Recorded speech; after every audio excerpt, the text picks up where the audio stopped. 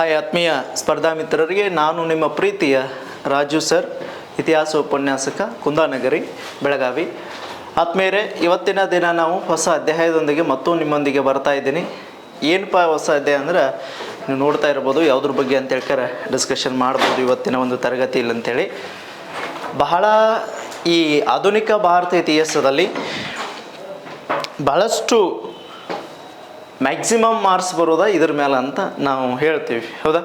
ಯಾವುದ್ರ ಮೇಲೆ ಅಂತಂದ್ರೆ ಭಾರತ ರಾಷ್ಟ್ರೀಯ ಚಳುವಳಿಯ ಏಕೀಕರಣ ಮೇಲೆ ಒಂದು ಅತಿ ಹೆಚ್ಚು ಅಂಕಗಳ ಬರುವ ಸಾಧ್ಯತೆ ಇದೆ ಅಂತ ಅನ್ನೋಕ್ಕಿಂತ ಬಂದೇ ಬರ್ತಾವ ಅಂತ ಹೇಳ್ತೀವಿ. ಯಾಕಂದರೆ ಬಹಳ ಇಂಪಾರ್ಟೆಂಟ್ ಚಾಪ್ಟರ್ ಇದ್ರೆ ಸುಮಾರು ಒಂದು 6ರಿಂದ 7 ಪ್ರಶ್ನೆಗಳು ಈ ಒಂದು ಅಧ್ಯಾಯದ ಮೇಲೆ ಇದ್ದೇ ಇರ್ತಾವಂತೇಳಿ ನಾವು ನೋಡ್ತಾ ಹೋಗ್ತೀವಿ. ಹಾಗಾದ್ರೆ ಆ ರಾಷ್ಟ್ರೀಯ ಚಳುವಳಿಯ ಏಕೀಕರಣ ಏನಪ್ಪ? ಭಾರತ ರಾಷ್ಟ್ರೀಯ ಚಳುವಳಿ ಏಕೀಕರಣ ಅಂದಾಗ ಇಲ್ಲಿ ಯಾಕೆ ನಡೀತು ಇದು ಭಾರತದಲ್ಲಿ ಅಂತ ನಾವು ವಿಶ್ಲೇಷಣೆ ಮಾಡ್ತಾ ಹೋದಾಗ ಸುಮಾರು ಅಂಶಗಳನ್ನು ನಾವು ಡಿಸ್ಕಷನ್ ಮಾಡ್ತಾ ಹೋಗ್ತೀವಿ. ಏನಪ್ಪ ಅಂದಾಗ ಮೂಲತಃ ಇಲ್ಲಿ ಏನಪ್ಪ ಅಂದಾಗ ಸುಮಾರು ಅಂಶಗಳನ್ನ ಡಿಸ್ಕಷನ್ ಮಾಡ್ತಾ ಹೋಗೋಣ. ಭಾರತ ರಾಷ್ಟ್ರೀಯ ಚಳುವಳಿ ಅಂದಾಗ ಇದಕ್ಕಿಂತ ಮುಂಚಿತವಾಗಿ ನಾವು ಭಾರತದಲ್ಲಿ ಅತ್ಯಂತ ಬೃಹತ್ ಪ್ರಮಾಣದಲ್ಲಿ ಒಂದು ಹೋರಾಟ ನೋಡಿದ್ವಿ. ಭಾರತದ ಪ್ರಥಮ ಸ್ವಾತಂತ್ರ್ಯ ಸಂಗ್ರಾಮ ನೋಡಿದ್ವಿ, ಹೌದಾ? ಏಕೀಕರಣಕ್ಕಿಂತ ಚಳುವಳಿಯ ಮುಂದೆ ಅದು ನಡೆದಿತ್ತು. ಅದು ನಡೆದರೂ ಕೂಡ ಅದಾದ ಕೆಲವು ದಿನಗಳ ಬಳಿಕ, ಕೆಲವು ವರ್ಷಗಳ ಬಳಿಕ ಯಾವುದು ನಡೀತದ ಅಂತ ಹೇಳಾಗ್ತದ, ಈ ಏಕೀಕರಣ ಚಳುವಳಿ ನಡೀತದ. ಯಾಕ್ರಿ? ಆಲ್ರೆಡಿ ಅದು ನಡೆದಿತ್ತಲ್ಲ, ಇದ್ಯಾಕೆ ನಡೀತು ಅಂದಾಗ ಕೆಲವೊಂದಿಷ್ಟು ಅಂಶಗಳನ್ನು ನಾವು ಚರ್ಚಿಸ್ತಾ ಹೋಗೋಣ. ಯಾಕೆ ನಡೀತು, ಯಾರ್ಯಾರು ಇಲ್ಲಿ ಈ ಒಂದು ಚಳುವಳಿಗೆ ಕಾರಣೀಭೂತರಾದರು ಅಂಥೇಳಿ ಸುಮಾರು ಅಂಶಗಳನ್ನು ಚರ್ಚೆ ಮಾಡ್ತಾ ಹೋಗೋಣ.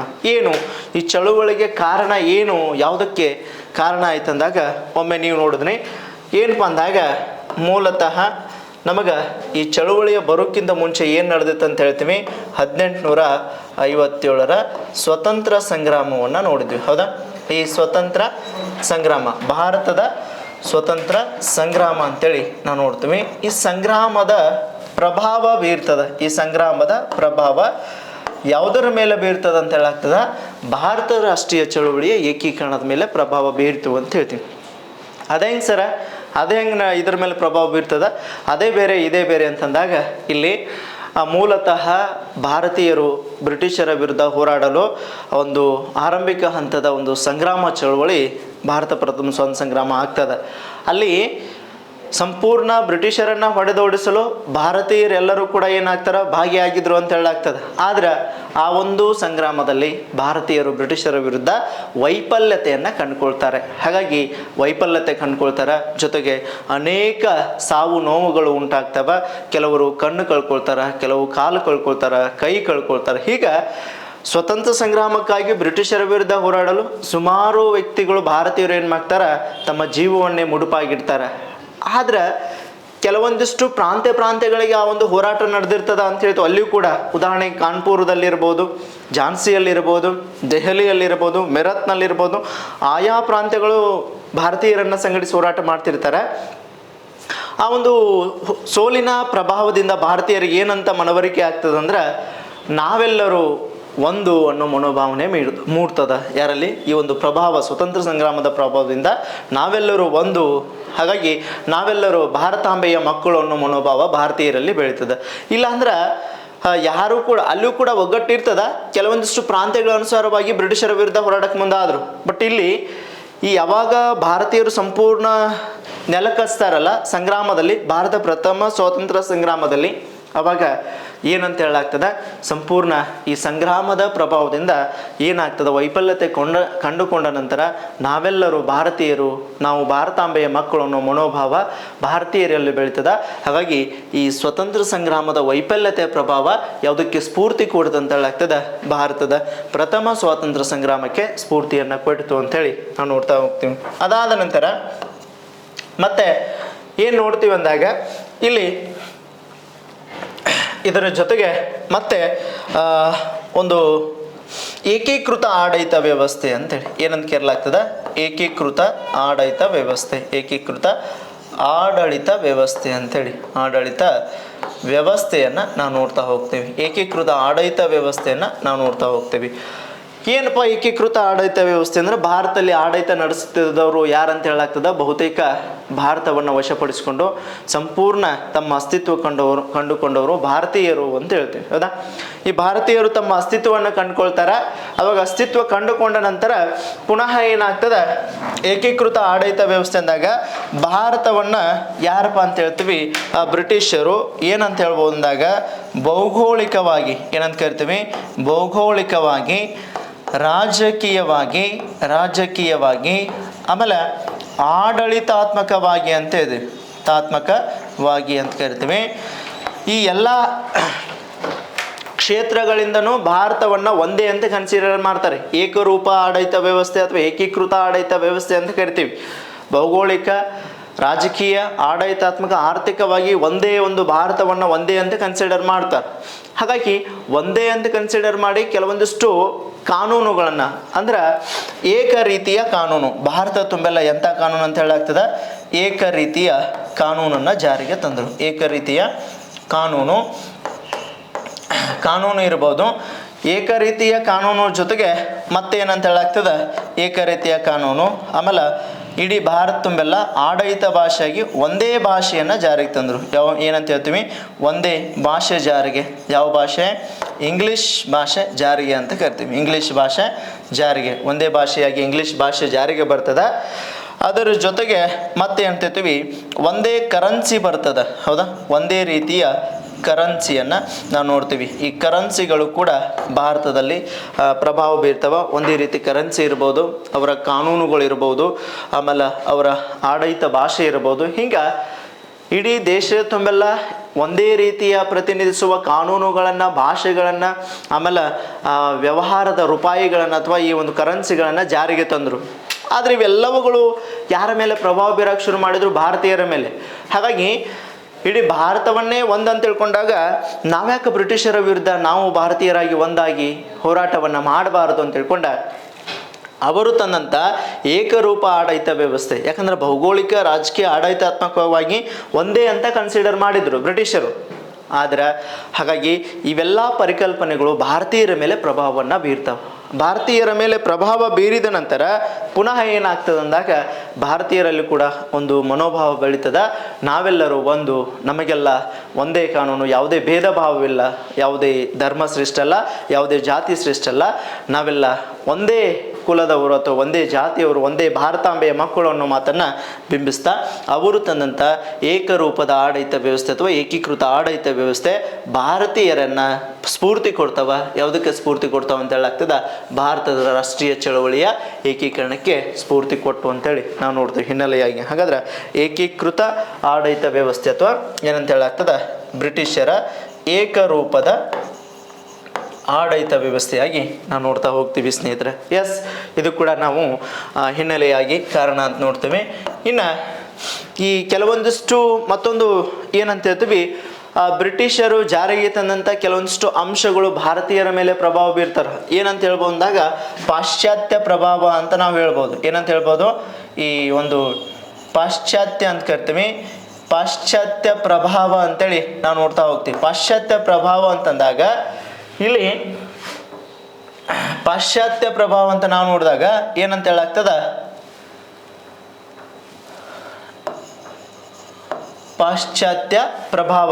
ಈ ಪಾಶ್ಚಾತ್ಯ ಪ್ರಭಾವ ಕೂಡ ಭಾರತೀಯರ ಮೇಲೆ ಪ್ರಭಾವ ಬೀರಿ ಅದು ಕೂಡ ಏನು ಕಾರಣ ಆಗ್ತದೆ ಅಂತ ಹೇಳ್ತೀವಿ, ಚಳುವಳಿಗೆ ಕಾರಣವಾಯಿತು ಅಂತೇಳಿ. ನಾವು ಏನ್ರಿ ಪಾಶ್ಚಾತ್ಯ ಪ್ರಭಾವಗಳು ಭಾರತದ ಮೇಲೆ ಹೆಂಗೆ ಪ್ರಭಾವ ಬೀರುದು, ಪಾಶ್ಚಾತ್ಯ ಸಂಸ್ಕೃತಿ ಯಾವ ರೀತಿ ಪ್ರಭಾವ ಬೀರಿತು ಅಂದಾಗ ಇಲ್ಲೇನಾಗ್ತದ, ಕೆಲವೊಂದಿಷ್ಟು ಪಾಶ್ಚಾತ್ಯ ಅಂಶಗಳಾದಂಥ, ಕೆಲವೊಂದಿಷ್ಟು ಪಾಶ್ಚಿಮಾತ್ಯದ ಅಥವಾ ಪಾಶ್ಚಾತ್ಯದ ಅಂಶಗಳಾದಂಥ ಏನಂತ ಹೇಳ್ಬೋದು ಅಂದಾಗ ಉದಾರವಾದ ಅಂತೇಳಿ ಯಾವಂತ ಕರಿತೀವಿ, ಉದಾರವಾದ ಅಂತ ಕರಿತೀವಿ.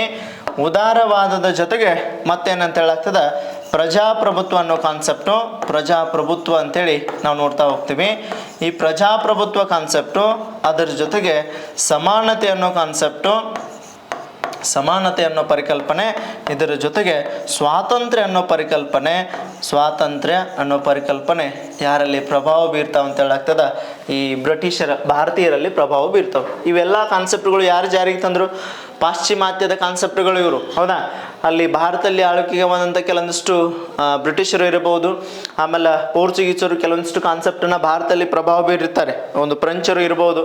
ಹಾಗಾಗಿ ಬಹುತೇಕ ಭಾರತದ ಆಡಳಿತ ವ್ಯವಸ್ಥೆಯಲ್ಲಿ ಪಾಶ್ಚಿಮಾತ್ಯ ಪ್ರಭಾವವಾಗಿ ಬ್ರಿಟಿಷರು ಕೆಲವೊಂದಿಷ್ಟು ಅಂಶಗಳನ್ನು ಭಾರತೀಯರಿಗೆ ಪರಿಚಯ ಮಾಡಿದರು. ಉದಾರವಾದ ಅನ್ನೋ ಒಂದು ಅಂಶ, ಪ್ರಜಾಪ್ರಭುತ್ವ ಅನ್ನೋ ಪರಿಕಲ್ಪನೆ, ಸಮಾನತೆ ಅನ್ನೋ ಪರಿಕಲ್ಪನೆ, ಸ್ವಾತಂತ್ರ್ಯ ಅನ್ನೋ ಪರಿಕಲ್ಪನೆ ಭಾರತೀಯರ ಮೇಲೆ ಈ ಪಾಶ್ಚಿಮಾತ್ಯ ಪ್ರಭಾವಗಳು ಬೀರ್ತವೆ. ಏನಪ್ಪ ಅಂದಾಗ ಉದಾರವಾದ ಮನೋಭಾವ, ಉದಾರವಾಗಿ ಮುಕ್ತವಾಗಿ ನಾವು ವಿಚಾರಶೀಲಿಸುವ ಮನೋಭಾವನೆ ಹೊಂದಿರ್ತೀವಿ, ಉದಾರವಾದ ಮನೋಭಾವ. ಹಾಗಾಗಿ ಭಾರತವೂ ಎಲ್ಲವೂ ಕೂಡ ಒಂದು, ಭಾರತದ ಜನರು ಕೂಡ ಬ್ರಿಟಿಷರ ವಿರುದ್ಧ ಹೋರಾಟಕ್ಕೆ ಎಲ್ಲರೂ ಕೂಡ ಒಂದಾಗಬೇಕು, ನಾವೆಲ್ಲರೂ ಭಾರತೀಯ ಮಕ್ಕಳು, ನಮ್ಮ ಭಾಷೆ ನಮ್ಮ ಕುಲ ಎಲ್ಲವೂ ಒಂದೇ ಅನ್ನೋ ಮಾತನ್ನು ಉದಾರವಾಗಿ ಮುಕ್ತ ಚಿಂತಿಸುವ ಮನೋಭಾವವನ್ನು ಒಳಗೊಂಡಿಸುವ ಬ್ರಿಟಿಷರ ಕಲ್ಪನೆ ಒಂದು ಏನಂತ ಹೇಳ್ತೀವಿ, ಭಾರತೀಯರಲ್ಲಿ ಒಂದು ಅವರ ವಿರುದ್ಧ, ಬ್ರಿಟಿಷರ ವಿರುದ್ಧನೇ ಒಂದು ತಿರುಗಿ ಬೀಳಲು ಒಂದು ಕಾರಣ ಆಯಿತು ಅಂತ ಹೇಳ್ತೀವಿ. ಇನ್ನು ಪ್ರಜಾಪ್ರಭುತ್ವ, ಇದು ಕೂಡ ಒಂದು ಬ್ರಿಟಿಷರ ಪರಿಕಲ್ಪನೆಯಾಗಿದ್ದು, ಹಾಗಾಗಿ ಆ ಪರಿಕಲ್ಪನೆ ಏನಾಗ್ತದೆ, ಭಾರತೀಯರ ಮೇಲೆ ಪ್ರಭಾವ ಬೀರ್ತದೆ. ನಾವು ಪ್ರಜೆಗಳು, ನಮ್ಮನ್ನು ನಾವು ಆಳಿಕೊಳ್ಳಲು ಸಮರ್ಥರಿದ್ದೀವಿ. ಹಾಗಾಗಿ ಪ್ರಜೆಗಳಿಗೋಸ್ಕರ ಪ್ರಜೆಗಳಿಗಾಗಿ ನಡೆಸಲ್ಪಡುವ ಸರ್ಕಾರ ನಾವು ಹೊಂದಬೇಕು, ನಾವು ಯಾರ ಅಧೀನದ ಆಳ್ವಿಕೆಗೂ ಕೂಡ ಒಳಪಡುವುದಿಲ್ಲ ಅಂತ ತಿಳ್ಕೊಂಡ ಪ್ರಜಾಪ್ರಭುತ್ವದ ಪರಿಕಲ್ಪನೆಯಿಂದ ನಾವೆಲ್ಲರೂ ಒಂದು ಅನ್ನೋ ಮನೋಭಾವನೆ ಭಾರತೀಯರಲ್ಲಿ ಬೀಳ್ತದೆ. ಇನ್ನು ಸಮಾನತೆ, ನಾವು ಯಾವುದೇ ರೀತಿ ತಾರತಮ್ಯ ಮನೋಭಾವನೆ ಮಾಡಂಗಿಲ್ಲ, ಅವನು ಕೂಡ ಸಮಾನ, ನಾನು ಕೂಡ ಬ್ರಾಹ್ಮಣ ಕ್ಷತ್ರಿಯ ವೈಶ್ಯ ಎಲ್ಲ ವರ್ಗದ ಜನರು ಕೂಡ ಸಮಾನ ಅನ್ನೋ ಒಂದು ತತ್ವ ಅಂಶ ಭಾರತೀಯರಲ್ಲಿ ಬೀಳ್ತದೆ, ಒಂದು ಪಾಶ್ಚಿಮಾತ್ಯದ ಅಂಶ ಭಾರತೀಯರ ಮೇಲೆ ಬೀಳ್ತದೆ. ಹಾಗಾಗಿ ಈ ಸ್ವಾತಂತ್ರ್ಯ, ನಮಗೆ ಸ್ವಾತಂತ್ರ್ಯವದ, ನಾವು ಯಾರ ಅಧೀನದಲ್ಲಿ ಕೂಡ ಇರುವಂತಿಲ್ಲ. ಹಾಗಾಗಿ ನಮ್ಮನ್ನು ಅಧೀನಪಡಿಸುವಂಥ ಈ ಬ್ರಿಟಿಷರ ವಿರುದ್ಧ ಹೋರಾಡಲು ಈ ಅಂಶಗಳು ಏನಪ್ಪ ಅಂದ್ರೆ ಭಾರತೀಯರ ಮೇಲೆ, ಪಾಶ್ಚಿಮಾತ್ಯದ ಅಂಶಗಳಾದ ಈ ಅಂಶ ಭಾರತೀಯರ ಮೇಲೆ ಪ್ರಭಾವ ಬೀರಿದೆ. ಇಲ್ಲೊಬ್ಬ ವ್ಯಕ್ತಿ ಹೇಳ್ತಾನೆ, ಯಾರಂತ ಹೇಳಾಗ್ತದ, ಈ ರೊನಾಲ್ಡ್ ಸೇ ಅಂತೇಳಿ, ಯಾರಂತ ಕರಿತೀವಿ, ರೊನಾಲ್ಡ್ ಸೇ ಅಂತೇಳಿ. ಈ ರೊನಾಲ್ಡ್ ಸೇ ಅಂತ ಕರೆದಾಗ, ಈ ರೊನಾಲ್ಡ್ ಸೇ ಏನು ಹೇಳ್ತಾನೆ ಅಂದಾಗ, ರೊನಾಲ್ಡ್ ಸೇ ಭಾರತದ ಈ ಒಂದು ಉದಾರವಾದ ಬಗ್ಗೆ ಹೇಳ್ತಾನೆ. ಪಾಶ್ಚಿಮಾತ್ಯದ ಉದಾರವಾದ ಮದ್ಯವನ್ನು ಭಾರತೀಯರು ಸೇವಿಸಿ, ಯಾರು ಸೇವಿಸ್ತಾರಂತ ಹೇಳ್ತಾನ್ರಿ, ಭಾರತೀಯರು ಸೇವಿಸಿ ಅವರಲ್ಲಿ ಕ್ರಾಂತಿಯ ಬದಲಾವಣೆಗಳು ಮೂಡಿದವು ಅಂತೇಳಿ. ಎಷ್ಟು ಚಂದ ಹೇಳ್ತಾನೆ ನೋಡ್ರಿ ರೊನಾಲ್ಡ್ ಸೇ. ಈ ಪರಿಕಲ್ಪನೆ ಕೊಟ್ಟವರು ಪಾಶ್ಚಿಮಾತ್ಯ ಆದರೂ ಈ ಉದಾರವಾದ ಎಂಬ ಪಾಶ್ಚಿಮಾತ್ಯದ ಮದ್ಯವನ್ನು ಭಾರತೀಯರು ಸೇವಿಸಿ ಅವರಲ್ಲಿ ಕ್ರಾಂತಿಯ ಬದಲಾವಣೆಗಳು ಮೂಡಿದವು ಅಂತೇಳಿ ಯಾರು ಹೇಳ್ತಾರ, ರೊನಾಲ್ಡ್ ಸೇ ಹೇಳ್ತಾನೆ. ಹಾಗಾಗಿ ಇದು ಕೂಡ ನಾವು ಒಂದು ಭಾರತದಲ್ಲಿ ಬ್ರಿಟಿಷರ ವಿರುದ್ಧ ಕ್ರಾಂತಿ ಏಳಲು ಹಲವಾರು ಅಂಶಗಳು ಒಂದು ಪಾಶ್ಚಿಮಾತ್ಯದ ಪ್ರಭಾವ ಬೀರ್ತಾವ ಅಂತೇಳಿ ನಾವು ನೋಡ್ತಾವೆ ಹಿನ್ನೆಲೆಯಾಗಿ. ಯಾವುದಕ್ಕೆ ಕಾರಣ ಅಂತಂದಾಗ ಸಂಗ್ರಾಮ ನಡೆಯಲಿಕ್ಕೆ ಏನು ಹಿನ್ನೆಲೆಯಾಗಿ ಕಾರಣೀಭೂತವಾದವು ಅಂತೇಳಿ ನಾವು ನೋಡ್ತಾ ಹೋಗ್ತೀವಿ ಸ್ನೇಹಿತರೆ. ಇದಾದ ನಂತರ ಪುನಃ ಏನು ಮಾಡ್ತೇವೆ ಅಂದಾಗ ಮತ್ತೆ ಕೆಲವೊಂದಿಷ್ಟು ಅಂಶಗಳಾಗಿ ನಾವು ನೋಡ್ತಾ ಹೋಗ್ತೀವಿ. ಏನಪ್ಪ ಅಂದಾಗ ಇಲ್ಲಿ ಇದರ ಜೊತೆಗೆ ಪಾಶ್ಚಿಮಾತ್ಯದ ಪ್ರಭಾವ ಜೊತೆಗೆ ಮತ್ತೆ ಕೆಲವೊಂದಿಷ್ಟು ಸಾಮಾಜಿಕ ಮತ್ತು ಏನಂತ ಹೇಳ್ತೀವಿ, ಧಾರ್ಮಿಕ ಅಂತ ಕರಿತೀವಿ. ಸಾಮಾಜಿಕ ಮತ್ತು ಧಾರ್ಮಿಕ ಸುಧಾರಣಾ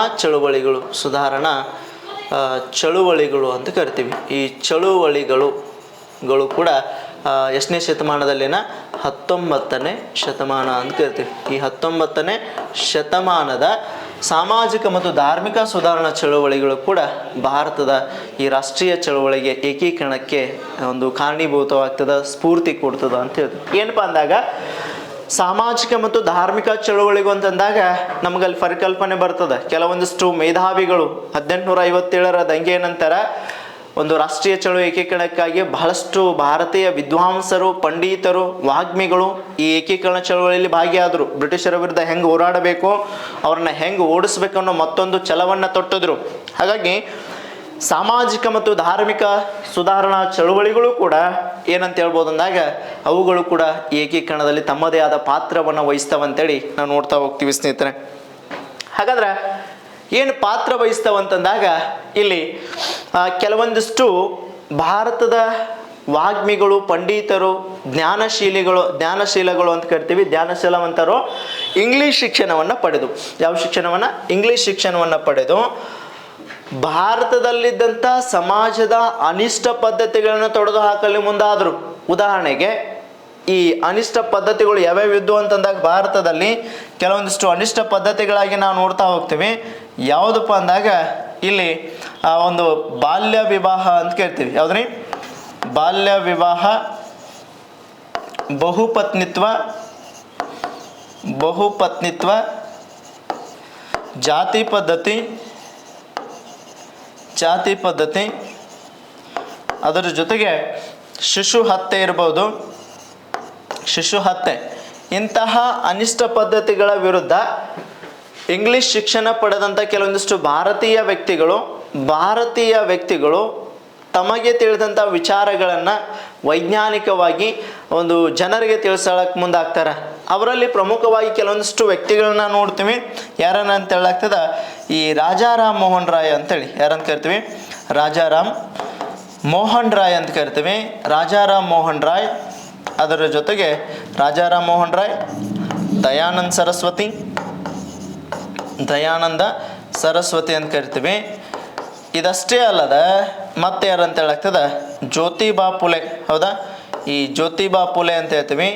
ಮುಂತಾದ ವ್ಯಕ್ತಿಗಳು ಸಮಾಜ ಸುಧಾರಣೆಗಾಗಿ ತಮ್ಮದೇ ಆದ ಪಾತ್ರವನ್ನು ವಹಿಸಿದ್ರು. ಅಂಧಕಾರದಲ್ಲಿ ಮುಳುಗಿದಂಥ ಸಮಾಜವನ್ನು ವೈಜ್ಞಾನಿಕವಾಗಿ ವಿಚಾರಿಸುವಂತೆ ಜನರಲ್ಲಿ ಜಾಗೃತಿಯನ್ನು ಮೂಡಿಸ್ತಾರೆ. ಅಂತಹ ಜಾಗೃತಿಗಳು ಯಾವುದಕ್ಕೆ ಕಾರಣ ಆಗ್ತದೆ? ಭಾರತದ ರಾಷ್ಟ್ರೀಯ ಚಳವಳಿ ಏಕೀಕರಣಕ್ಕೆ ಬ್ರಿಟಿಷರ ವಿರುದ್ಧ ಹೋರಾಡಲು ಕಾರಣ ಆಗ್ತದೆ. ಇಲ್ಲಿ ರಾಜಾರಾಮ್ ಮೋಹನ್ ರಾಯ್ ಅವರು ತಮ್ಮದೇ ಆದ ಸಿದ್ಧಾಂತವನ್ನು ಮಂಡಿಸ್ತಾರೆ. ಯಾವ ಸಮಾಜ? ಬ್ರಹ್ಮ ಸಮಾಜವನ್ನು ಸ್ಥಾಪಿಸಿದರು. ದಯಾನಂದ ಸರಸ್ವತಿ ಅವರು ಆರ್ಯ ಸಮಾಜವನ್ನು ಸ್ಥಾಪಿಸಿದರು. ಜ್ಯೋತಿಬಾ ಫುಲೆ ಅವರು ಕೂಡ ಏನಂತ ಹೇಳಾಗ್ತದೆ?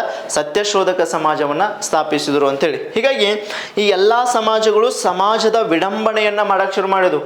ಯಾವುದು ಸರಿದು, ಯಾವುದು ತಪ್ಪ? ಇಲ್ಲಿ ಉದಾಹರಣೆಗೆ ಜ್ಯೋತಿಬಾ ಫುಲೆ ಅವರು ಸಮಾಜದಲ್ಲಿದ್ದಂಥ ಯಾವುದನ್ನು ತೊಡೆದು ಹಾಕುವಲ್ಲಿ ಭಾಗಿಯಾದರು ಅಂತ ಹೇಳಾಗ್ತದೆ?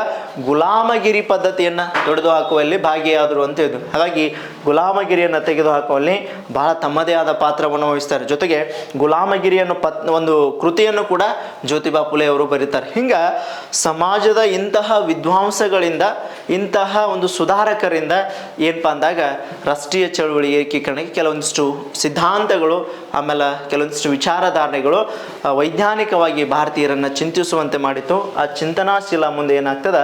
ಆ ರಾಷ್ಟ್ರೀಯ ಏಕೀಕರಣ ಚಳವಳಿ ಕಾರಣ ಆಗ್ತದೆ. ಇದು ಸಾಮಾಜಿಕ ಮತ್ತು ಧಾರ್ಮಿಕ ಚಳವಳಿಯ ಕಾರಣಗಳು ಒಂದು ರಾಷ್ಟ್ರೀಯ ಏಕೀಕರಣ ಚಳವಳಿಗೆ ಕಾರಣೀಭೂತವಾಗ್ತದೆ ಅಂತೇಳಿ ಕೇಳ್ಬೋದು. ಕೆಲವು ಸಲ ನಿಮ್ಮ KS ಮೇನ್ಸಲ್ಲಿ ಎಕ್ಸಾಮ್ದಲ್ಲಿ ಪ್ರಶ್ನೆ ಮಾಡಬಹುದು. ಏನಪ್ಪ ಅಂದಾಗ ಭಾರತ ರಾಷ್ಟ್ರೀಯ ಚಳವಳಿಯ ಸ್ಫೂರ್ತಿಗೆ ಯಾವ ಕಾರಣಗಳು ನಿದರ್ಶನವಾಗಿವೆ, ವಿಮರ್ಶಾತ್ಮಕವಾಗಿ ಚರ್ಚಿಸಿರಿ ಅಂತ ಹೇಳಿದೆ. ಹಾಗಾಗಿ ಇವೆಲ್ಲ ಅಂಶಗಳು ನಾವು ವಿಮರ್ಶವಾಗಿ ನೋಡ್ತಾ ಹೋಗ್ತೀವಿ. ಇದಷ್ಟೇ ಅಲ್ಲದ ಸಾಮಾಜಿಕ ಮತ್ತು ಧಾರ್ಮಿಕ ಚಳುವಳಿಗಳು ಕೂಡ ಒಂದು ಏಕೀಕರಣಕ್ಕೆ ಪಾತ್ರ ವಹಿಸ್ತವೆ ಅಂತೇಳಿ ನಾವು ನೋಡ್ತಾ ಹೋಗ್ತೀವಿ. ಹಾಗಾದ್ರೆ ಇದರ ನಂತರ ಇನ್ನೂ ಕೆಲವೊಂದಿಷ್ಟು ಅಂಶಗಳಾಗಿ ನಾವು ನೋಡ್ತಾ ಹೋಗ್ತೀವಿ. ಏನಪ್ಪ ಅಂದಾಗ ಇನ್ನೂ ಕೆಲವೊಂದಿಷ್ಟು ಅಂಶವಾಗಿ ಅಂತಂದಾಗ ಮಧ್ಯಮ ವರ್ಗಗಳ ಪ್ರಭಾವ ಅಂತ ನೋಡ್ತೀವಿ. ಯಾವ್ದು ಕರಿತೀವಿ? ಈ ಮಧ್ಯಮ ವರ್ಗ ಅಂತೇಳಿ, ಮಧ್ಯಮ ವರ್ಗ ಪ್ರಭಾವ ಅಂತೇಳಿ ಇದುಗಳು ಕೂಡ ಏಕೀಕರಣ ಚಳುವಳಿ ಮೇಲೆ ಪ್ರಭಾವ ಬೀರ್ತದೆ ಅಂಥೇಳಿ. ಮಧ್ಯಮ ವರ್ಗಗಳ ಪ್ರಭಾವ ಅಂತೇಳಿ ಇಲ್ಲಿ ಏನಾಗ್ತದೆ ಅಂದಾಗ ಮಧ್ಯಮ ವರ್ಗಗಳ ಪ್ರಭಾವ ಅಂತಂದಾಗ ನಾವಲ್ಲಿ ಕೆಲವೊಂದಿಷ್ಟು ಅಂಶಗಳನ್ನ ನೋಡ್ತೀವಿ. ಇಂಗ್ಲೀಷ್ ಶಿಕ್ಷಣ ಪಡೆದ, ಯಾವ ಶಿಕ್ಷಣ? ಇಂಗ್ಲೀಷ್ ಶಿಕ್ಷಣ ಅಂತ ಕರಿತೀವಿ. ಇಂಗ್ಲೀಷ್ ಶಿಕ್ಷಣ ಪಡೆದಂಥ ಕೆಲವೊಂದಿಷ್ಟು ಮಧ್ಯವರ್ತಿ ಕುಟುಂಬಗಳು ಅಥವಾ ಮಿಡಲ್ ಫ್ಯಾಮಿಲಿಗಳು ಅಂತ ಕರಿತೀವಿ. ಹೌದಾ? ಮಧ್ಯವರ್ತಿ ಕುಟುಂಬಗಳು ಏನು ಮಾಡಕತ್ತಂದ್ರೆ ಇಂಗ್ಲೀಷ್ ಶಿಕ್ಷಣ ಪಡೆದು ಬ್ರಿಟಿಷರಲ್ಲಿ ಕೆಲವೊಂದಿಷ್ಟು ಹುದ್ದೆಗಳನ್ನು ಹುದ್ದೆಗಳನ್ನ ಪಡೆದಿರ್ತಾರೆ. ಆವಾಗ ಅಂತಹ ಮಧ್ಯವರ್ತಿಗಳು ಕೂಡ ಚಳುವಳಿಗೆ ಸ್ಫೂರ್ತಿ ಕೊಡಲು ಜನರಲ್ಲಿ ಕೆಲವೊಂದಿಷ್ಟು ವಿಚಾರಧಾರಣೆ ಹೇಳಕ್ಕೆ ಮಾಡ್ರು. ನೋಡ್ರಿ, ನಾವು ಅವರಲ್ಲಿ ಕೆಲಸ ಮಾಡಕತ್ತೀವಂದ್ರೆ ಅವರ ಕೈಯಲ್ಲಿ ನಾವು ದುಡಿಬೇಕಾಗ್ತದ, ಅವ್ರು ಹೆಂಗೆ ಹೇಳ್ತಾರೆ ಹಂಗೆ ಕೇಳಬೇಕಾಗ್ತದ. ಅದಕ್ಕಾಗಿ ಅಂತಹ ಒಂದು ಮಧ್ಯವರ್ತಿಗಳು ಕೂಡ ಈ ಚಳುವಳಿಯಲ್ಲಿ ಭಾಗಿಯಾಗಿ ಜನರನ್ನು ಒಂದು ಬ್ರಿಟಿಷರ ವಿರುದ್ಧ ಹೋರಾಡಲು ರಾಷ್ಟ್ರೀಯ ಚಳುವಳಿಕರಣದಲ್ಲಿ ಭಾಗಿಯಾಗಲು ಕಾರಣೀಭೂತರಾದರು ಅಂತೇಳಿ ನಾವು ನೋಡ್ತೀವಿ. ಮಧ್ಯವರ್ಗಗಳ ಪ್ರಭಾವ ಅಂತೇಳಿ ನಾವು ನೋಡ್ತಾ ಹೋಗ್ತೀವಿ. ಇದರ ಜೊತೆಗೆ ಮತ್ತೆ ಬಹಳಷ್ಟು ಪ್ರಮುಖವಾಗಿ ಮತ್ತೊಂದು ಏನಂತ ಹೇಳಾಗ್ತದ, ಪ್ರಮುಖವಾದಂಥ ಕಾರಣವಾಗಿ ನಾವು ನೋಡ್ತೀವಿ ಯಾರಪ್ಪ ಅಂತ ಹೇಳ್ತೀವಿ, ವೃತ್ತಪತ್ರಿಕೆಗಳ ಪ್ರಭಾವ ಅಂತೇಳಿ. ಯಾವಂತ ಕರಿತೀವಿ, ವೃತ್ತಪತ್ರಿಕೆಗಳ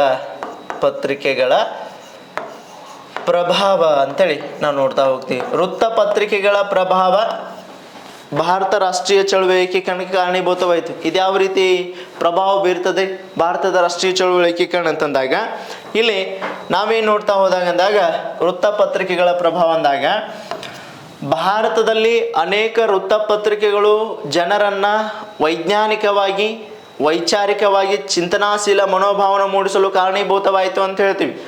ಯಾಕಂದ್ರೆ ಒಂದು ಸ್ಥಳದಲ್ಲಿ ನಡೆದಂಥ ವಿಚಾರಧಾರೆಗಳು ಮತ್ತೊಂದು ಸ್ಥಳಕ್ಕೆ ತಿಳಿಯಾಕತ್ತು. ಉದಾಹರಣೆಗೆ ಮೈಸೂರು ಪ್ರಾಂತ್ಯದಲ್ಲಿ ನಡೆಯುವಂಥ ಘಟನೆಗಳು ಮುಂಬೈ ಪ್ರಾಂತ್ಯಕ್ಕೆ ಗೊತ್ತಾಗ್ತಾಯಿತ್ತು, ಹೈದರಾಬಾದ್ ಪ್ರಾಂತ್ಯಕ್ಕೆ ಗೊತ್ತಾಗ್ತಾ ಇತ್ತು. ಅದರ ಜೊತೆಗೆ ಅಲ್ಲಿ ನಡೆಯುವಂಥ ಮಾಹಿತಿಗಳು ಇಲ್ಲಿ ಗೊತ್ತಾಗತ್ತು.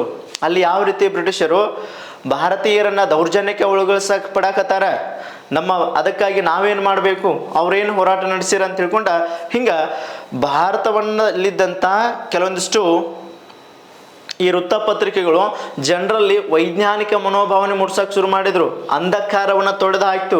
ನಾವು ಅವರೇ ಒಂದು ಸರ್ವಾಧಿಕಾರಿ, ಅವ್ರು ಹೇಳ್ದಂಗೆ ಕೇಳಬೇಕಂತ ಅಂದ್ಕೊಂಡಿದ್ದು, ಆದ್ರೆ ವಿಮರ್ಶೆ ಮಾಡ್ತಾ ಹೋದಾಗ ಅವರು ನಮ್ಮ ಸರ್ವಾಧಿಕಾರಿಯಾಗಿ ನಮ್ಮನ್ನು ಕೆಳಮಟ್ಟ ದೃಷ್ಟಿಯಿಂದ ನೋಡಿಕೊಳ್ಳಕತ್ತಾರ ಅಂತ ತಿಳ್ಕೊಂಡ ಜನರಲ್ಲಿ ವೈಜ್ಞಾನಿಕವಾಗಿ ವೃತ್ತಪತ್ರಿಕೆಗಳು ಕೂಡ ಚಳುವಳಿಗೆ ಸ್ಫೂರ್ತಿಯನ್ನು ಕೊಟ್ಟು ಅಂತೇಳಿ ನಾವು ನೋಡ್ತಾ ಹೋಗ್ತೀವಿ. ಹಾಗಾದ್ರೆ ಸುಮಾರು ವೃತ್ತಪತ್ರಿಕೆಗಳು ಏನಂತ ಹೇಳಾಗ್ತದ, ಸುಮಾರು 1877ರ ಅವಧಿಯವರೆಗೆ ಭಾರತದಲ್ಲಿ 169 ಪತ್ರಿಕೆಗಳು ಉಗಮವಾದವು ಅಂತೇಳಿ. ಈ ಎಲ್ಲ ಪತ್ರಿಕೆಗಳು ಬ್ರಿಟಿಷರ ವಿರುದ್ಧ ಹೋರಾಟಕ್ಕೆ ಭಾರತೀಯರಿಗೆ ಸ್ಫೂರ್ತಿ ಕೊಟ್ಟು ಅಂತೇಳಿ ನಾವು ನೋಡ್ತೀವಿ. ಹಾಗಾದ್ರೆ ಕೆಲವೊಂದಿಷ್ಟು ವೃತ್ತಪತ್ರಿಕೆಗಳಾಗಿ ನಾವು ನೋಡೋದಾದ್ರೆ ಇಲ್ಲಿ ಕೆಲವೊಂದಿಷ್ಟು ನೋಡ್ತೀವಿ. ದಿ ಬೆಂಗಾಲ್ ಗೆಜೆಟ್ ಇರ್ಬೋದು, ಹೌದಾ? ದಿ ಬೆಂಗಾಲ್ ಗೆಜೆಟ್ ಅಂತ ಕರಿತೀವಿ. ಭಾರತದ ಮೊದಲ ವೃತ್ತಪತ್ರಿಕೆ ದಿ ಬೆಂಗಾಲ್ ಗೆಜೆಟ್ ಇರ್ಬೋದು. ಆಮೇಲೆ ಕಲ್ಕತ್ತಾ ಗೆಜೆಟ್ ಇರ್ಬೋದು. ಇದರ ಜೊತೆಗೆ ಮತ್ತೆ ದೇವೇಂದ್ರನಾಥ್ ಟ್ಯಾಗೋರ್ 1862ರಲ್ಲಿ ದೇವೇಂದ್ರನಾಥ್ ಅಂತ ಕರಿತೀವಿ. ಈ ದೇವೇಂದ್ರನಾಥ ಟಾಗೋರ್ ಅಂತ ಕರಿತೀವಿ. ದೇವೇಂದ್ರನಾಥ್ ಟಾಗೋರ್ ಇವ್ರು ಏನು ಮಾಡ್ತಾರೆ ಅಂದಾಗ ಇಂಡಿಯನ್ ಮಿರರ್ ಪತ್ರಿಕೆಯನ್ನು ಸ್ಥಾಪಿಸಿದರು ಅಥವಾ ಸಂಪಾದಿಸಿದರು. ಇಂಡಿಯನ್ ಮಿರರ್ ಅಂತ ಕರಿತೀವಿ. ಇಂಡಿಯನ್ ಮಿರರ್ ಪತ್ರಿಕೆಗಳು ಕೂಡ ಒಂದು ವಿಚಾರಗಳನ್ನು ಬ್ರಿಟಿಷರ ವಿರುದ್ಧ ಅವರ ಘಟನೆಗಳನ್ನು ವಿಶ್ಲೇಷಣಾತ್ಮಕವಾಗಿ ಜನರಿಗೆ ವಿಡಂಬನೆ ಮಾಡಿ ತಿಳಿಸೋಕೆ ಶುರು ಮಾಡಿದರು. ಹಾಗಾಗಿ ದೇವೇಂದ್ರನಾಥ್ ಅವರ ಇಂಡಿಯನ್ ಮಿರರ್ ಪತ್ರಿಕೆ ಇರ್ಬೋದು. ಅದರ ಜೊತೆಗೆ ಮತ್ತೆ ಕೆಲವೊಂದಿಷ್ಟು ಇತರೆ ಪತ್ರಿಕೆಗಳಾದಂಥ ಸಂವಾದ ಕೌಮುದಿ ಇರ್ಬೋದು, ಹೌದಾ? ಸಂವಾದ ಕೌಮುದಿ ಅಂತ ಕರಿತೀವಿ. ಸಂವಾದ ಕೌಮುದಿ ರಾಜಾರಾಮ್ ಮೋಹನ್ ರಾಯ್ ಅವರ ಕಾಲದಲ್ಲಿ ಇರ್ಬೋದು. ಅದರ ಜೊತೆಗೆ ಕಾಮನ್ವೆಲ್ ಪತ್ರಿಕೆ, ಹೌದಾ? ಈ ಕಾಮನ್ವೆಲ್ ಅಂತ ಕರಿತೀವಿ. ಕಾಮನ್ವೆಲ್ ಪತ್ರಿಕೆಯನ್ನು ಯಾರು ರಚನೆ ಮಾಡಿದರು? ಆನಿ ಬೆಸೆಂಟ್ ಅಂತ ಕರಿತೀವಿ. ಕಾಮನ್ವೆಲ್ ಇರ್ಬೋದು, ನ್ಯೂ ಇಂಡಿಯಾ ಇರ್ಬೋದು, ಹೌದಾ? ನ್ಯೂ ಇಂಡಿಯಾ ಪತ್ರಿಕೆ ಇರ್ಬೋದು. ಹಿಂಗೆ ಸುಮಾರು ಪತ್ರಿಕೆಗಳು ಭಾರತೀಯರ ಮೇಲೆ ಪ್ರಭಾವ ಬೀರಕ್ಕೆ ಅದು ಅಂತ ಹೇಳಿದ್ವಿ. ಇದರ ಜೊತೆಗೆ ಯಾವುದಂತ ಹೇಳ್ತೀವಿ, ಮತ್ತೊಂದು ಅಮೃತ ಬಜಾರ್ ಪತ್ರಿಕೆ ಅಂತ ಹೇಳ್ತೀವಿ. ಯಾವ್ದು ಕೇಳಾಗ್ತದ? ಅಮೃತ ಬಜಾರ್ ಅಂತ ಕರಿತೀವಿ. ಈ ಅಮೃತ ಬಜಾರ್ ಪತ್ರಿಕೆ ಅಂತ ಕರಿತೀವಿ. ಅಮೃತ ಬಜಾರ್ ಪತ್ರಿಕೆಯನ್ನು ಶಿಶಿರ್ ಕುಮಾರ್ ಘೋಷ್ ಅಂತ ಕರಿತೀವಿ. ಶಿಶಿರ್ ಕುಮಾರ್ ಘೋಷ್ ರಚನೆ ಮಾಡಿದ ಅಮೃತ ಬಜಾರ್ ಪತ್ರಿಕೆ. ಇವೆಲ್ಲವುಗಳು ಒಂದು ಭಾರತೀಯರ ಮೇಲೆ ಪ್ರಭಾವ ಬೀರ್ತವ ಬ್ರಿಟಿಷರ ವಿರುದ್ಧ ಅವರನ್ನು. ಇದಷ್ಟೇ ಅಲ್ಲದ ಇನ್ನೂ ಕೆಲವೊಂದಿಷ್ಟು ಪತ್ರಿಕೆಗಳಾಗಿ ನಾವು ನೋಡ್ತೀವಿ. ಯಾವುದಂತ ಹೇಳಾಗ್ತದ? ಮರಾಠಿ ಪತ್ರಿಕೆ, ಹೌದಾ? ಮರಾಠಿ ಪತ್ರಿಕೆಗಳು ಕೂಡ ನಾವು ನೋಡ್ತೀವಿ. ಇದರ ಜೊತೆಗೆ ಕೇಸರಿ ಪತ್ರಿಕೆ, ಹೌದಾ? ಯಾರು ರಚನೆ ಮಾಡಿದ್ದು? ಮರಾಠಿ ಮತ್ತು ಕೇಸರಿ ಅಂತಂದಾಗ ಬಾಲಗಂಗಾಧರ್ ತಿಲಕರು ಅಂತ ಹೇಳ್ತೀವಿ. ಅವೆಲ್ಲ ಪತ್ರಿಕೆಗಳು ಸಂಪೂರ್ಣವಾಗಿ ಏನಂತ ಹೇಳ್ತೀವಿ, ವಿಡಂಬನೆಯಾತ್ಮಕವಾಗಿ ಬ್ರಿಟಿಷರ ವಿರುದ್ಧ ಜನರನ್ನು ಜಾಗೃತಿ ಮೂಡಿಸಿ ಅವರ ವಿರುದ್ಧ ಹೋರಾಟಕ್ಕೆ ಅಣಿ ಮಾಡುವಂತೆ ಇವು ಸ್ಫೂರ್ತಿ ಕೊಟ್ಟುವಂತೆ. ಹಾಗಾಗಿ ವೃತ್ತಪತ್ರಿಕೆಗಳು ಕೂಡ ಭಾರತ ರಾಷ್ಟ್ರೀಯ ಚಳುವಳಿ ಏಕೀಕರಣಕ್ಕೆ ಕಾರಣೀಭೂತವಾದಂತೇಳಿ ನಾವು ನೋಡ್ತಾ ಹೋಗ್ತೀವಿ ಸ್ನೇಹಿತರೆ. ಇದಿಷ್ಟು ಅದರ ಹಿನ್ನೆಲೆಯಾಗಿ ನಾವು ನೋಡ್ತಾ ಹೋಗ್ತೀವಿ. ಇದರ ಜೊತೆಗೆ ಇದಷ್ಟೇ ಅಲ್ಲದ ಇದರ ಜೊತೆಗೆ ಕೆಲವೊಂದಿಷ್ಟು ಭಾರತದ ಏನಪ್ಪ ಅಂದಾಗ ರಾಷ್ಟ್ರೀಯ ಗೀತೆಗಳು ಕೂಡ ಭಾರತೀಯರನ್ನು ಅಥವಾ ಭಾರತ ದೇಶ ಪ್ರೇಮಿಗಳನ್ನು ದೇಶಭಕ್ತರನ್ನು ಸ್ಫೂರ್ತಿ ಕೊಟ್ಟವು ಬ್ರಿಟಿಷರ ವಿರುದ್ಧವಾಗಿ ಹೋರಾಡಲು. ಯಾವ್ಯಾವ ಭಾರತದ ರಾಷ್ಟ್ರೀಯ ಗೀತೆಗಳಂದಾಗ ಕೆಲವೊಂದಿಷ್ಟು ಕೃತಿಗಳಾಗಿ ನಾವು ನೋಡ್ತೀವಿ ಗೀತೆಗಳನ್ನು. ವಂದೇ ಮಾತರಂ, ಹೌದಾ, ವಂದೇ ಮಾತರಂ ಇರ್ಬೋದು. ವಂದೇ ಮಾತರಂ ಜೊತೆಗೆ ಮತ್ತೆ ಯಾವುದಂತ ಹೇಳಲಾಗ್ತದೆ, ಅಮರ ಸೋನಾ ಬಾಂಗ್ಲಾ, ಹೌದಾ, ಅಮರ ಸೋನಾ ಬಾಂಗ್ಲಾ ಅಂತ ಕರಿತೀವಿ. ರವೀಂದ್ರನಾಥ್ ಟ್ಯಾಗೋರ್ ರಚನೆ ಮಾಡಿದ ಅಮರ ಸೋನಾ ಬಾಂಗ್ಲಾ ನಮ್ಮಲ್ಲಿ ಜನಗಣಮನ ಗೀತೆಯಾಗಿ ನಾವು ನೋಡ್ತಾ ಹೋಗ್ತೀವಿ. ಬಾಂಗ್ಲಾದೇಶದ ಒಂದು ಗೀತೆಯಾಗಿ ಯಾವ್ದು ನೋಡ್ತೀವಿ, ಅಮರ ಸೋನಾ ಬಾಂಗ್ಲಾ ಅಂತೇಳಿ ನಾವು ನೋಡ್ತಾ ಹೋಗ್ತೀವಿ. ಹೀಗಾಗಿ ಈ ಕೃತಿಗಳಿರ್ಬೋದು. ಆಮೇಲೆ ನೀಲ ದರ್ಪಣ ಅಂತೇಳಿ ನಾವು ನೋಡ್ತಾ ಹೋಗ್ತೀವಿ, ಹೌದಾ, ನೀಲ ದರ್ಪಣ ಎಂಬ ಕೃತಿಗಳಿರ್ಬೋದು. ವಂದೇ ಮಾತರಂ, ಅಮರ ಸೋನಾ ಬಾಂಗ್ಲಾ, ನೀಲ ದರ್ಪಣ ಎಂಬ ಕೃತಿಗಳು ಸಂಪೂರ್ಣವಾಗಿ ಭಾರತದ ದೇಶಭಕ್ತರಲ್ಲಿ ರಾಷ್ಟ್ರೀಯ ಅಭಿಮಾನ ಹೆಚ್ಚಿಸಲು ಇವೆಲ್ಲವುಗಳು ಸ್ಫೂರ್ತಿಯಾಗಿ ನೀಡ್ತವೆ. ಹಾಗೆ ಇವುಗಳ ಸ್ಫೂರ್ತಿಯಿಂದ ಬ್ರಿಟಿಷರ ವಿರುದ್ಧ ಹೋರಾಡಲು ಭಾರತೀಯರು ಭಾರತದ ರಾಷ್ಟ್ರೀಯ ಚಳವಳಿ ಏಕೀಕರಣದಲ್ಲಿ ಭಾಗಿಯಾದರು ಅಂತೇಳಿ ನಾವು ನೋಡ್ತಾ ಹೋಗ್ತೀವಿ ಸ್ನೇಹಿತರೆ, ಹೌದಾ. ಇದಿಷ್ಟು ಸಂಪೂರ್ಣವಾಗಿ ಅದರ ಹಿನ್ನೆಲೆಯಾಗಿ ನಾವು ನೋಡ್ತೀವಿ. ಹಾಗಾದ್ರೆ ಭಾರತ ರಾಷ್ಟ್ರೀಯ ಚಳವಳಿ ಏಕೀಕರಣ ಅಂದಾಗ ನಮ್ಮ ತಲೆಯಲ್ಲಿ ಬರೋದು ಎಲ್ಲಿಂದಪ್ಪ ಈ ಚಳವಳಿ ಆರಂಭವಾಯಿತು ಅಂದಾಗ ನಮಗೆ ಗೊತ್ತಾಗ್ತದೆ. ಈ ಒಂದು ಚಳವಳಿ ಆರಂಭವಾಗಿದ್ದು 1885ರಿಂದ ಭಾರತ ರಾಷ್ಟ್ರೀಯ ಚಳವಳಿಗೆ ಬಹಳಷ್ಟು ಪ್ರಾಧಾನ್ಯ ಪಡೀತು ಅಂತ ಕರಿತೀವಿ, ಹೌದಾ. 1885ರಲ್ಲಿ ಏನಾಗಿರ್ತದೆ, INC ಭಾರತೀಯ ರಾಷ್ಟ್ರೀಯ ಕಾಂಗ್ರೆಸ್ ಸ್ಥಾಪನೆ ಆಗಿರ್ತದೆ ಅಂಥೇಳಿ ನಾವು ನೋಡ್ತಾ ಹೋಗ್ತೀವಿ. ಆದ್ರೆ ಭಾರತೀಯ ರಾಷ್ಟ್ರೀಯ ಕಾಂಗ್ರೆಸ್ ಏನಂತ ಕರಿತೀವಿ, ಭಾರತೀಯ ರಾಷ್ಟ್ರೀಯ ಕಾಂಗ್ರೆಸ್ ಅಂತ ಕರಿತೀವಿ. ಈ ಭಾರತೀಯ ರಾಷ್ಟ್ರೀಯ ಕಾಂಗ್ರೆಸ್ ಸ್ಥಾಪನೆಯಾಗೋಕ್ಕಿಂತ ಮುಂಚಿತವಾಗಿ ಸುಮಾರು ಘಟನೆಗಳು ನಡೆದು ಹೋಗಿದ್ದವು. ಅವುಗಳು ಕೂಡ ಚಳವಳಿಗೆ ಕಾರಣೀಭೂತವಾಗಿ ನಾವು ನೋಡ್ತಾ ಹೋಗ್ತೀವಿ. ಏನಪ್ಪ ಭಾರತ ರಾಷ್ಟ್ರೀಯ ಚಳವಳಿಯಲ್ಲಿ ಏನೇನು ಘಟನಾವಳಿಗಳನ್ನು ನಡೆದು ಯಾವ್ಯಾವ ಹಂತದಲ್ಲಿ ನಡೀತಾವ, ಯಾರ್ಯಾರು ಭಾಗಿಯಾಗಿದ್ರು, ಮೊದಲನೇ ಹಂತ ಯಾವುದು, ಆಮೇಲೆ ರಾಷ್ಟ್ರೀಯ ಚಳವಳಿ ಎರಡನೇ ಹಂತ ಯಾವುದು, ಮೂರನೇ ಹಂತ ಯಾವುದು, ಅಲ್ಲಿ ಯಾರು ಭಾಗವಹಿಸಿದ್ರು ಅಂತೇಳಿ ನಾವು ಡಿಸ್ಕಷನ್ ಮಾಡ್ತಾ ಹೋದಾಗ ಇಲ್ಲಿ ಕೆಲವೊಂದಿಷ್ಟು ಪ್ರಮುಖ ಘಟನಾವಳಿಗಳನ್ನು ನಾವು ನೋಡ್ತಾ ಹೋಗ್ತೀವಿ. ಏನಪ್ಪ ಅಂದಾಗ ಭಾರತ ರಾಷ್ಟ್ರೀಯ ಚಳವಳಿ ಏಕೀಕರಣಕ್ಕೆ ಸಂಬಂಧಪಟ್ಟಂತೆ ಪ್ರಮುಖ ಘಟನಾವಳಿಗಳಾಗಿ ನಾವಿಲ್ಲಿ ನೋಡ್ತೀವಿ. ಏನಂತ ಹೇಳ್ತೀವಿ, ಪ್ರಮುಖ ಘಟನಾವಳಿಗಳನ್ನು ನಾವು ನೋಡ್ತಾ ಹೋಗೋಣ, ಡಿಸ್ಕಷನ್ ಮಾಡ್ತಾ ಹೋಗೋಣ. ಭಾಳ ಇಂಪಾರ್ಟೆಂಟ್ ರೀ, ಎಲ್ಲರೂ ಕೂಡ ಭಾಳ ಗಮನವಿಟ್ಟ ಇದನ್ನು ಗಮನಿಸ್ಬೇಕಂತ ಹೇಳ್ತೀವಿ. ಪ್ರಮುಖ ಘಟನಾವಳಿಗಳು ಅಂತ ಕರಿತೀವಿ, ಘಟನಾವಳಿಗಳು ಅಂತೇಳಿ ನಾವು ನೋಡ್ತಾ ಹೋಗ್ತೀವಿ. ಏನು ಪ್ರಮುಖ ಘಟನಾವಳಿಗಳು ಅಂತಂದಾಗ ಇಲ್ಲಿ ನಾವು ನೋಡ್ತಾ ಹೋಗ್ತೀವಿ. ಪ್ರಮುಖ ಘಟನಾವಳಿಗಳಾಗಿ ಕೆಲವೊಂದಿಷ್ಟು ಅಂಶಗಳನ್ನು ಡಿಸ್ಕಷನ್ ಮಾಡ್ತಾ ಹೋದಾಗ ಪ್ರಮುಖವಾಗಿ ಮೊಟ್ಟ ಮೊದಲ ಬಾರಿಗೆ ಈ 1885ರ ಮುಂಚೆ ಸುಮಾರು ಘಟನೆಗಳು ನಡೆದು ಹೋಗಿದ್ದು. 1885ಕ್ಕೆ ಮುಂಚೆ ನಾವೆಲ್ಲಿಂದ ಡಿಸ್ಕಷನ್ ಮಾಡ್ತಾ ಹೋಗೋಣ, 1851ರಿಂದ. ಏನು ಈ 1851ರಲ್ಲಿ ಬ್ರಿಟಿಷರ ವಿರುದ್ಧ ಹೋರಾಡಲು ಅಲ್ಲಲ್ಲಿ ಸಂಘ ಸಂಸ್ಥೆಗಳು ಸ್ಥಾಪನೆಯಾಗಕ್ಕೆ ಶುರುವಾಡಿದ್ದು. ಹಾಗೆ ಪ್ರಥಮ ಬಾರಿಗೆ 1851ರಲ್ಲಿ ಏನಂತ ಹೇಳಾಗ್ತದೆ, ಬ್ರಿಟಿಷ್ ಇಂಡಿಯನ್ ಅಸೋಸಿಯೇಷನ್ ಅಂತ ಕರಿತೀವಿ. ಯಾವುದ್ರಿ, ಬ್ರಿಟಿಷ್ ಇಂಡಿಯನ್ ಅಸೋಸಿಯೇಷನ್ ಅಂತ ಕರಿತೀವಿ. ಈ ಅಸೋಸಿಯೇಷನ್ ಅಂತೇಳಿ ನಾವು ನೋಡ್ತಾ ಹೋಗ್ತೀವಿ. ಅಸೋಸಿಯೇಷನನ್ನು ಬ್ರಿಟಿಷ್ ಇಂಡಿಯನ್ ಅಸೋಸಿಯೇಷನನ್ನು ಸ್ಥಾಪಿಸಲಾಯಿತು. ಹಾಗಾದ್ರೆ ಇದನ್ನು ಸ್ಥಾಪಿಸಿದವರು ಯಾರಪ್ಪ ಅಂದಾಗ ದೇವೇಂದ್ರನಾಥ್ ಟಾಗೋರ್ ಅಂತ ಕರಿತೀವಿ. ದೇವೇಂದ್ರನಾಥ ಟಾಗೋರ್ ಅಂತೇಳಿ ನಾವು ಕರಿತಾ ಹೋಗ್ತೀವಿ. British Indian association Devendranath Tagore ಅಂತ ಕರಿತೀವಿ. ಬ್ರಿಟಿಷರ ವಿರುದ್ಧ ಹೋರಾಡಲು ಇದನ್ನು ಸಂಸ್ಥೆಯನ್ನು ಸ್ಥಾಪಿಸಲಾಯಿತು. ಯಾವುದರ ಸಲುವಾಗಿ ಅಂದಾಗ ಇಲ್ಲಿ ಕಾರ್ಯಾಂಗವನ್ನು ಏನಂತ ಹೇಳ್ತದೆ ಇದಂತ ಹೇಳ್ತೀವಿ. ಕಾರ್ಯಾಂಗವನ್ನು ಶಾಸಕಾಂಗದಿಂದ ಬೇರ್ಪಡಿಸುವುದು. ಯಾವುದರಿಂದ ಬೇರ್ಪಡಿಸುವುದು, ಶಾಸಕಾಂಗ ಅಂತ ಕರಿತೀವಿ. ಈ ಶಾಸಕಾಂಗದಿಂದ ಬೇರ್ಪಡಿಸುವುದಾಗಿ ತಿಳಿಸಲಾಗ್ತದೆ.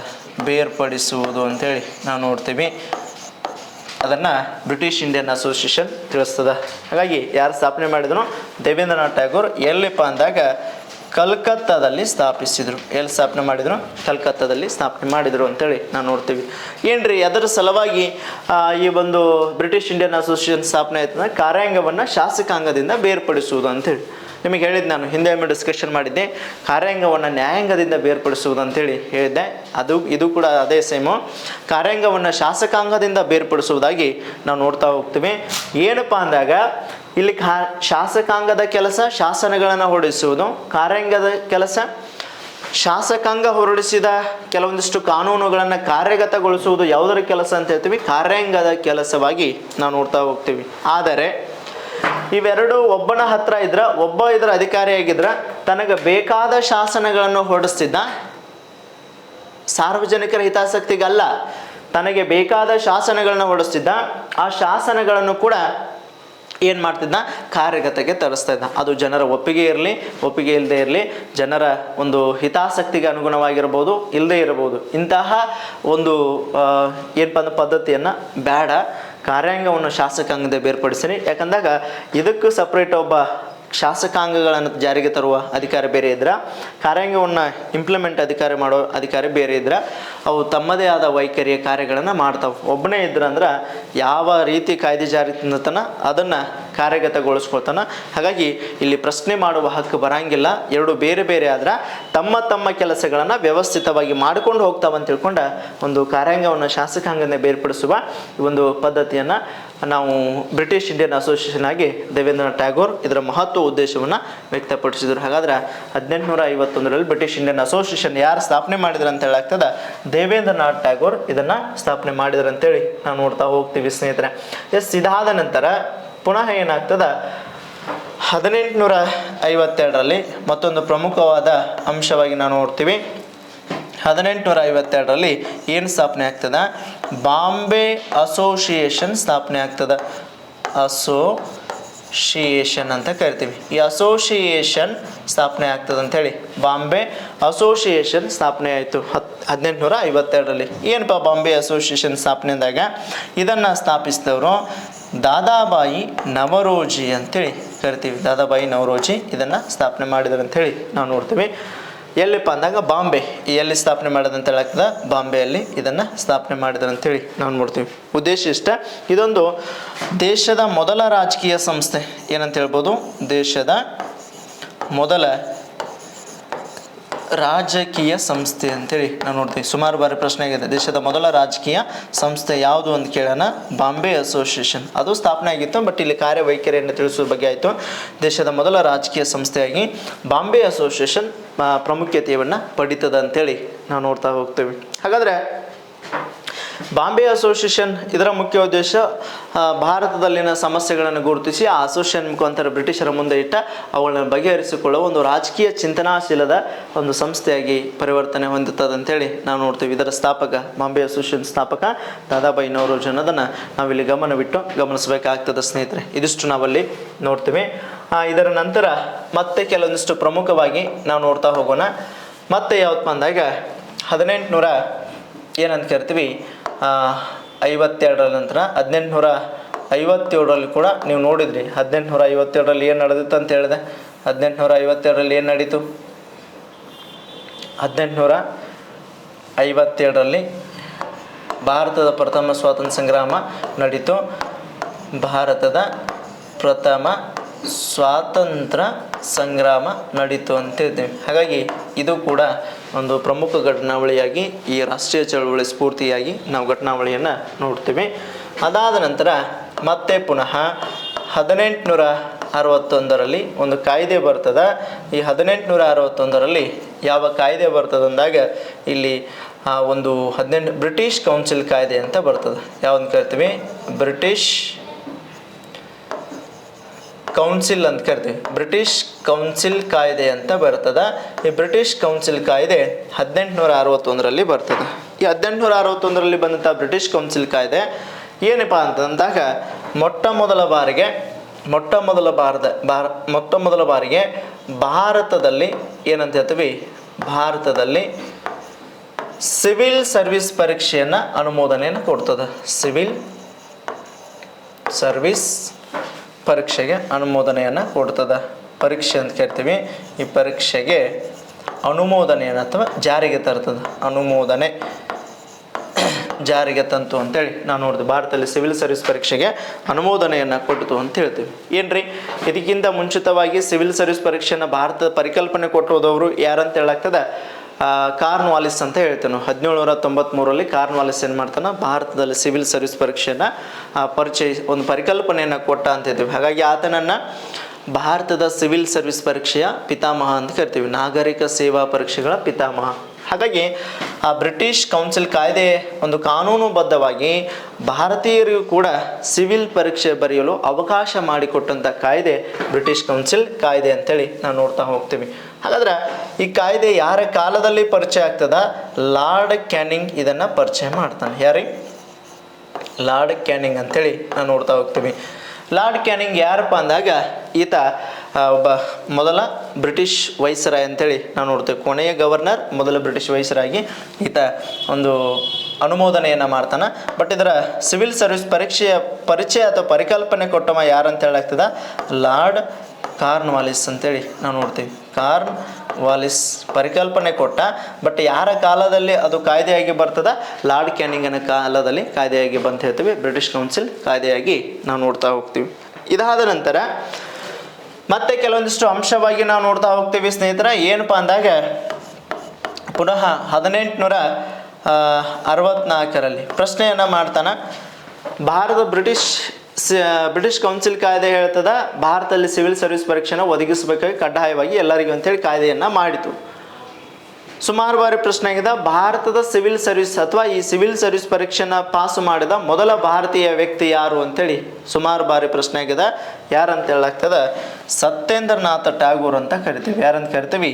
ಸತ್ಯೇಂದ್ರನಾಥ್ ಅಂತೇಳಿ ನಾವು ನೋಡ್ತೀವಿ. ಈ ಸತ್ಯೇಂದ್ರನಾಥ ಟಾಗೂರ್ ಅಂತೇಳಿ ನಾವು ಕರಿತಾ ಹೋಗ್ತೀವಿ. ಸತ್ಯೇಂದ್ರನಾಥ್ ಟಾಗೂರ್ 1864ರಲ್ಲಿ ಏನು ಮಾಡ್ತಾನೆ ಅಂತ ಹೇಳಾಗ್ತದೆ? ಮೊದಲ ಬಾರಿಗೆ ಒಂದು ಸಿವಿಲ್ ಸರ್ವಿಸ್ ಪರೀಕ್ಷೆಯನ್ನು ಪಾಸು ಮಾಡಿದ ಭಾರತೀಯ. ಸುಮಾರು ಬಾರಿ ಪ್ರಶ್ನೆ ಆಗಿದೆ, ಮೊದಲ ಬಾರಿಗೆ ಭಾರತದ ಸಿವಿಲ್ ಸರ್ವಿಸ್ ಪರೀಕ್ಷೆ ಪಾಸು ಮಾಡಿದ ವ್ಯಕ್ತಿ ಯಾರಂತಂದ್ರೆ ಸತ್ಯೇಂದ್ರನಾಥ್ ಟಾಗೂರ್. ಯಾವಾಗ ಪಾಸ್ ಮಾಡಿದ? 1864ರಲ್ಲಿ ಪಾಸ್ ಮಾಡಿದಂಥೇಳಿ ನಾವು ನೋಡ್ತಾ ಹೋಗ್ತೀವಿ. ಇನ್ನು ಇದಾದ ನಂತರ ಪ್ರಮುಖವಾಗಿ ಮತ್ತೊಂದು ಕೆಲವೊಂದಿಷ್ಟು ಅಂಶಗಳನ್ನು ಗಮನಿಸ್ತಾ ಹೋಗ್ತೀವಿ. ಏನಂತ ಹೇಳ್ತೀವಿ? 1866ರಲ್ಲಿ ಮತ್ತೊಂದು ಪ್ರಮುಖ ಘಟನಾವಳಿ ನಡೀತದ. ಏನಂತ ಹೇಳ್ತೀವಿ? ಲಂಡನ್ನಲ್ಲಿ ಈಸ್ಟ್ ಇಂಡಿಯಾ ಅಸೋಸಿಯೇಷನ್ ಯಾವುದಂತ ಕರಿತೀವಿ? ಈಸ್ಟ್ ಇಂಡಿಯಾ ಅಂತ ಕರಿತೀವಿ. ಈಸ್ಟ್ ಇಂಡಿಯಾ ಅಸೋಸಿಯೇಷನನ್ನು ಸ್ಥಾಪಿಸಲಾಯಿತು. ಅಸೋಸಿಯೇಷನ್ ಅಂತೇಳಿ ನಾವು ಕರಿತಾ ಹೋಗ್ತೀವಿ. ಲಂಡನ್ನಲ್ಲಿ ಈಸ್ಟ್ ಇಂಡಿಯಾ ಅಸೋಸಿಯೇಷನ್ನ ಸ್ಥಾಪಿಸಲಾಯಿತು. ಇದನ್ನು ಸ್ಥಾಪಿಸಿದವರು ಯಾರಂತ ಹೇಳಾಗ್ತದೆ? ದಾದಾಬಾಯಿ ನವರೋಜಿ ಅಂತೇಳಿ ನಾನು ಹೇಳ್ತೀವಿ. ದಾದಾಬಾಯಿ ನವರೋಜಿ ಅಂತೇಳಿ ನಾವು ನೋಡ್ತಾ ಹೋಗ್ತೀವಿ. ನವರೋಜಿ ಇದನ್ನು ಒಂದು ಏನು ಮಾಡ್ತಾನೆ? ಲಂಡನ್ನಲ್ಲಿ ಈಸ್ಟ್ ಇಂಡಿಯಾ ಅಸೋಸಿಯೇಷನ್ನ ಸ್ಥಾಪಿಸಿ ಇದರ ಉದ್ದೇಶ ಭಾರತದಲ್ಲಿದ್ದಂಥ ಸಮಸ್ಯೆಗಳನ್ನು ಅದನ್ನು ಸಂಗ್ರಹಣ ಮಾಡಿ ಏನಪ್ಪ ಅಂದಾಗ ಇಂಗ್ಲೆಂಡಿಗೆ ತೆಗೆದುಕೊಂಡು ಹೋಗಿ ಅಲ್ಲಿನ ಒಂದು ಪಾರ್ಲಿಮೆಂಟ್ ವೇದಿಕೆಯಲ್ಲಿ ಆ ಸಮಸ್ಯೆಗಳನ್ನು ಇಟ್ಟು ಅದಕ್ಕೆ ಸೂಕ್ತ ಪರಿಹಾರ ಕಂಡುಕೊಳ್ಳಲು ಲಂಡನ್ನ ಈಸ್ಟ್ ಇಂಡಿಯಾ ಅಸೋಸಿಯೇಷನನ್ನು ದಾದಾಬಾಯಿ ನವರೋಜಿ ಅವರು ಸ್ಥಾಪಿಸಿ ಯಾವಾಗ 1866ರಲ್ಲಿ ಸ್ಥಾಪನೆ ಮಾಡ್ತಾರಂತೇಳಿ ನಾವು ನೋಡ್ತಾ ಹೋಗ್ತೀವಿ. ಹಾಗಾದ್ರೆ ಇನ್ನೊಂದು ವಿಶೇಷ ಒಂದು ಯಾವ ರೀತಿ ಆಗಿತ್ತು ಅಂದರೆ ದಾದಾಬಾಯಿ ನವರೋಜಿ ಈ ಒಂದು ಕರ್ತವ್ಯ ಇಂಗ್ಲೆಂಡ್ ಮತ್ತು ಭಾರತ ನಡುವಿನ ರಾಯಭಾರಿ ಅಂತ ಗುರುತಿಸಿಕೊಂಡಿದ್ದು. ಅಷ್ಟೊಂದು ಒಡನಾಟವನ್ನು ಇಂಗ್ಲೆಂಡ್ ಜೊತೆಗೆ ಯಾರು ಬೆಳೆಸಿಕೊಂಡಿದ್ರು ಅಂತ ಹೇಳಾಗ್ತದೆ? ದಾದಾಬಾಯಿ ನವರೋಜಿ ಬೆಳೆಸ್ಕೊಂಡಿದ್ರು. ಒಂದು ಅರ್ಥದಲ್ಲಿ ಈತ ಇಂಗ್ಲಿಷ್ ಮ್ಯಾನೇ ಅಂತ ಅನ್ನೋ ಅರ್ಥವನ್ನು ಕೊಡ್ತಾ ಇತ್ತು. ಹಾಗಾಗಿ ಭಾರತದ ಪರವಾಗಿ ಇಂಗ್ಲೆಂಡಿಗೆ ಅತಿ ಹೆಚ್ಚು